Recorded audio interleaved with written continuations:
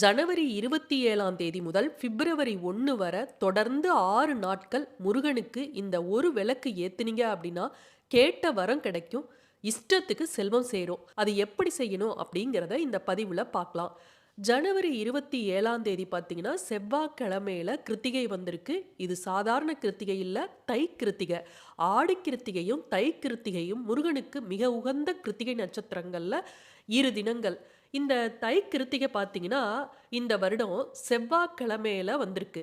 முருகனுக்கு கிழமைகள் படி பார்த்தீங்கன்னா, செவ்வாய்க்கிழமை மிகவும் சிறப்பான ஒரு நாள். கிருத்திகை நட்சத்திரம் அப்படிங்கிறது முருகனுக்குரிய நட்சத்திரங்கள்ல மிக சிறப்பு வாய்ந்த நட்சத்திரமாக சொல்லப்படுவது இந்த கிருத்திகை நட்சத்திரம். இது ஆரம்பிக்கிறது என்னைக்கு? 27ஆம் தேதி ஜனவரி செவ்வாய்க்கிழமை நம்ம இந்த பரிகாரத்தை செய்ய ஆரம்பிக்கிறோம்.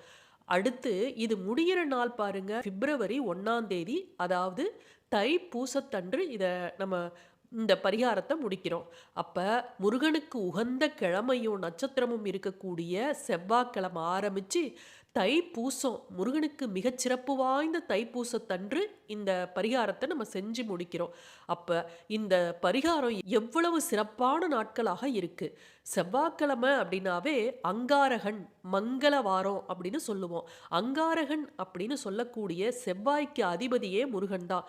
இந்த முருகனை நினைச்சு தொடர்ந்து 6 நாட்கள் தைப்பூசத்தன்று நம்ம இந்த பரிகாரத்தை நிறைவு செஞ்சோம் அப்படின்னா நம்ம கேட்ட வரம் கிடைக்கும். எப்பவுமே முருகனுக்காக நம்ம விரதம் இருக்கக்கூடியது 6 நாட்கள் அப்படின்னு நம்ம சொல்லுவோம். அதாவது சஷ்டி திதி பாருங்க 6 அப்படிங்கிற எண்ணை குறிக்கும். சுக்கிரனுக்குரியது 6 அப்படிங்கிற எண்ணாக இருந்தாலும் முருகனுக்கு மிகவும் சிறப்பு வாய்ந்த ஒரு நம்பராக சொல்லப்படுவதும் இந்த 6. ஏன் இந்த 6 அப்படிங்கிற எண் முருகனுக்கு உகந்தது அப்படிங்கிறது நமக்கு எல்லாத்துக்குமே தெரியும். ஏன் அப்படின்னா சிவபெருமானோட நெற்றிக்கண்ல இருந்து 6 தீப்பொறி பிழம்புகள் வந்து தோன்றுகின்றன. அந்த 6 தீப்பொறி பிழம்புகளையும் வாயுவும் அக்னியும் கொண்டு வந்து சரவண பொய்கையில் 6 தாமரை மலர்கள்ல விழச் செய்றாங்க. 6 தாமரைகள்ல இருந்து 6 குழந்தைகள் தோன்றுது. அந்த 6 குழந்தைகளையும் கார்த்திகை பெண்கள் 6 பேர் வந்து பாலூட்டி வளர்க்கின்றனர். அந்த 6 குழந்தைகளையும் பார்வதி தேவி பின்னால ஒருமுகமாக சேர்த்து 6 முகமாக்குறாங்க. அதனால 6 அப்படிங்கிற எண் வந்து முருகனுக்கு மிகவும் விசேஷமான ஒரு எண். அதனால 6 நாட்கள் யார் ஒருவர் முருகனுக்காக விரதம் இருக்கிறாங்களோ, 6 நாட்கள் ஒரு பரிகாரத்தை செய்யறாங்களோ அவங்க நினைச்சது நடக்கும். ஜனவரி 27ஆம் தேதி வரக்கூடிய கிருத்திகையானது உத்தராயண காலத்துல வரக்கூடிய முதல் கிருத்திகை நட்சத்திரமாகவும் இருக்கு. இந்த வருடத்தோட முதல் தை கிருத்திகை நட்சத்திரமாகவும் இருக்கு. அதனால இந்த நாளை தவற விட்டுடாதீங்க. கிருத்திகை நட்சத்திரம் எப்ப ஆரம்பிக்குது அப்படின்னு தெரிஞ்சுக்கலாம். 27ஆம் தேதி செவ்வாய்க்கிழமை 9:20க்கு கிருத்திகை நட்சத்திரம் ஆரம்பிச்சு 28ஆம் தேதி புதன்கிழமை காலையில 7:42 வரையும் கிருத்திகை நட்சத்திரம் இருக்கு. இந்த தீபத்தை நீங்க எப்ப ஏத்தலாம் அப்படின்னு பார்த்தீங்கன்னா, நீங்க ஈவினிங் எந்த நேரத்துல வேண்டுமானாலும் நீங்க இந்த தீபத்தை ஏத்தலாம். என்ன ஒரு கண்டிஷன் அப்படின்னு பார்த்தீங்கன்னா, இரவு 8 to 9 ஒவ்வொரு நாளும் அந்தந்த ஓரைகள் வரும். இப்ப செவ்வாய்க்கிழமை அப்படின்னா 8 to 9 செவ்வாய் ஓரை. புதன்கிழமை அப்படின்னா 8 to 9 புதன் ஓரை. வியாழக்கிழமை அப்படின்னா 8 to 9 குரு ஓரை. இப்ப அந்தந்த நாட்கள்ல 8 to 9 இரவு ஓரையில நீங்க இந்த தீபம் ஏத்தி இருக்க வேண்டும். அப்ப நீங்க 6 மணிக்கு ஏத்துனீங்க அப்படின்னா 9 மணி வரையும் உங்களால அணையாம அந்த தீபத்தை ஏத்த முடியும்னா ஏத்துங்க. இல்ல அப்படின்னா இரவு 8 to 9ல இந்த ஒரு தீபத்தை நீங்க ஏற்கனவே எந்த தீபம் ஏத்தி இருந்தாலும் இந்த ஒரு தீபத்தை அந்த நேரத்துல கட்டாயமா நீங்க ஏத்தி இருக்க வேண்டும். வெற்றிவேல் முருகனுக்கு! இதற்கு என்னென்ன பொருட்கள் தேவை அப்படின்னு பார்த்தீங்கன்னா, ஒரு அகல் விளக்கு, ஒரு 1 ரூபாய் நாணயமோ 5 ரூபாய் நாணயமோ ஏதோ ஒரு நாணயங்களை எடுத்துக்குங்க.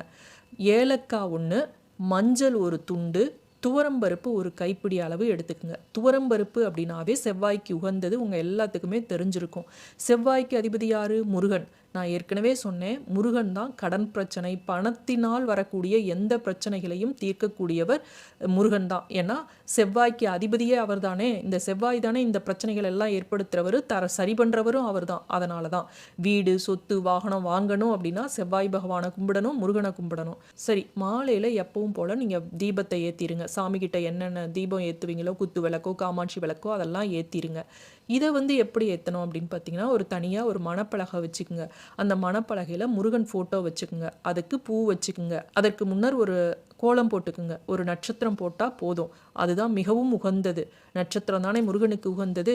இப்போ ஒரு அகல் விளக்கில் நெய் விடுங்க. இப்போ துவரம்பருப்பை ஒரு தட்டில் வந்து பரப்பி வச்சிருங்க. இதில் 1 ரூபா காயினை வைங்க. அந்த துவரம்பருப்பில் 1 ரூபா காயினை வைங்க. இந்த துவரம்பருப்பும் இந்த காயினும் சேர்றப்பயே முருகன் மகாலட்சுமி யோகம் நமக்கு கிடைக்குது. இதோட மஞ்சள் ஏலக்காய் வைக்கிறோம். மஞ்சள் அப்படிங்கிறது மகாலட்சுமிக்கு உகந்தது. இப்போ இந்த பொருட்களை இதில் வச்சுட்டு நீங்கள் கூடவே நான் சொன்ன மாதிரி நெய்வேத்தியம் உங்களால் முடிஞ்சதை வைக்கலாம். இதுதான் வைக்கணும் அப்படிங்கிறது இல்லை. நெய் விளக்கு ஏற்றுங்க. நெய் விளக்கு முடியல, எனக்கு வசதி இல்லை அப்படிங்கிறவங்க சாதாரண எண்ணெய் விட்டு விளக்கேற்றினா கூட போதும். இதை தொடர்ந்து 6 நாட்கள் மாலையில் ஏற்றி வரணும். இந்த தீபத்தை ஏற்றிட்டு நீங்கள் சொல்ல வேண்டிய ஒரு மந்திரம் என்ன அப்படின்னு பார்த்தீங்கன்னா சஸ்திரபந்தம் தான். இந்த சஸ்திரபந்தத்தை நீங்கள் தொடர்ந்து சொன்னீங்க அப்படின்னா 6 நாட்கள் 21 முறை சொன்னீங்க அப்படின்னா நீங்கள் உங்களுக்கு என்ன பண பிரச்சனை இருந்தாலும் சரி, கடன் பிரச்சனை இருந்தாலும் சரி, தொழிலில் வியாபாரத்தில் ஏதாவது ரொம்ப நஷ்டமாக இருந்தாலும் சரி, நிச்சயமாக அதுலேருந்து முன்னேறி நீங்கள் வரலாம். முருகனுக்கும் பெருமாளுக்கும் கூட தொடர்பு இருக்குது. சஸ்திரபந்தம் பாடல் தெரியும் அப்படிங்கிறவங்களுக்கு அது புரியும். வாழ வேதாந்த பாவா சம்போகத்தன்பா மாலை பூனே மதிர மால் வளர்தே சாலவ மாபாசம் போக மதித்தேசார் மாபூதம் வா பாதம்தான் வேலவா. மால் அப்படின்னு வருது பார்த்தீங்களா, மால் வளர்தே அப்படின்னா மால்னா திருமாலை குறிக்கக்கூடியது. இந்த பாடலுக்கு முழு விளக்கம் என்ன அப்படின்னு பார்த்தீங்கன்னா, தூயவனே வேதாந்த விலாச கடவுளே பேரின்பம், அதாவது முருகப்பெருமான் நமக்கு மெய் சிலிர்க்க ஒரு அண்களில் கண்ணீர் வர்ற மாதிரி நமக்கு ஒரு அனுபவத்தை கொடுப்பாருல்ல அவரை வணங்குறப்ப, அந்த அனுபவத்திற்கு தலைவனே மாலைகளை அணியும் செம்பொன் போல் திகழ்பவனே. அப்படியே முருகனை கனவுலெல்லாம் காண்பவர்களுக்கு பார்த்தீங்கன்னா அப்படியே தக தக தகன்னு அப்படியே மாலையை அணிஞ்சிக்கிட்டு அப்படி ஒரு அழகாக காட்சி தருவார். வன்மை சான்ற திருமாலுக்கும் வல்லவர்களுக்கும் கடவுளானவனே. திருமாலுக்கே கடவுள் யாரு? முருகன் அப்படின்னு சஸ்திரபந்தத்தில் அவர் பாம்பன் சுவாமிகள் சொல்லியிருக்கிறாரு. என்னுடைய மனதில் நிறைஞ்சிருக்கக்கூடிய தேவையில்லாததையும் பெரிய ஆணவங்கள் பந்தங்கள் இதெல்லாம் ஒழிய ஞானமும் புகழும் தரக்கூடிய பரமான்மாவே வந்தருள்க, உன்னுடைய திருவடிகளாகிய செல்வத்தை எனக்கு தந்தருள வேண்டும் அப்படின்னு பாம்பன் சுவாமிகள் வந்து இதற்கு அர்த்தம் சொல்லியிருக்கிறாரு. இந்த தீபத்தை நீங்கள் தொடர்ந்து போட்டீங்க அப்படின்னா உங்களுக்கு நல்ல ஒரு மாற்றம் தெரியும். உங்கள் வாழ்க்கையில் பெரிய திருப்புமுனை நடக்கும். முருகனுக்கு என்ன நீங்கள் நெய்வேத்தியமாக வச்சாலும் அவர் ஏற்றுக்கொள்வார். உங்களால் முடியல அப்படின்னா பாலில் கொஞ்சோண்டு கல்கண்டு போட்டு ஏலக்காய் தூள் போட்டு அதை வந்து நெய்வேத்தியமாக வச்சிங்கனாவே போதும். அதற்கு பிறகு இங்கே வச்ச அந்த பொருட்களுக்கு அதிக சக்தி வாய்ந்ததாக இருக்கும். அதற்கு பிறகு அந்த காயினையும் மஞ்சளையும் ஏலக்காயும் நீங்கள் வந்து ஒரு மூட்டையாக கட்டி அதை பீரோவில் ஒரு இடத்துல வைங்க. கேஷ் வைக்கிற கேஷ் பேக்கில் போட்டாலும் சரி, இல்லை நீங்கள் பீரோக்குள்ளே லாக்கரில் வச்சாலும் சரி, இதை மூட்டையாக கட்டி வச்சிருங்க.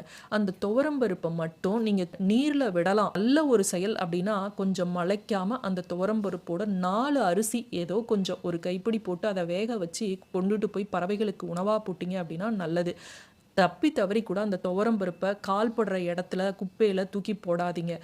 அந்த காயின், அந்த ஏலக்காய், அந்த மஞ்சள் இதெல்லாம் வந்து அந்த முருகனோட அருளை உள்வாங்கி இருக்கக்கூடிய இது. அதை தப்பி தவறி கூட மற்ற நாணயங்களோட போட்டு வீண் பண்ணிடாதீங்க.